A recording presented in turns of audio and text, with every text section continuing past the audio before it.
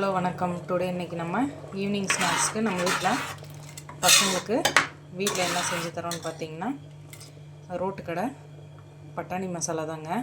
அது எப்படி செய்கிறதுனா, ஃபஸ்ட்டு இந்த மஞ்சள் கலர் பட்டாணி வேக வச்சுட்டேன்.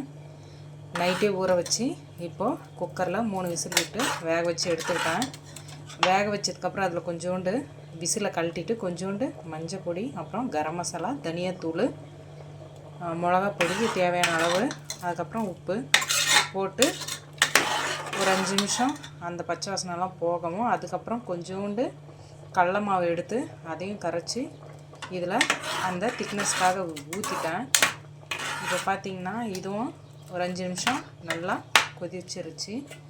இப்போ பார்த்திங்கன்னா நம்ம இங்கே கிண்ணத்தில் வெங்காயமும் பச்சை மிளகா அப்புறம் கொத்தமல்லி சின்ன சின்னதாக நறுக்கி வச்சுருக்கோம். இப்போது இதையும் இதில் சேர்த்துட்டு இப்போ இதை நல்லா கலந்து விட்டாச்சு.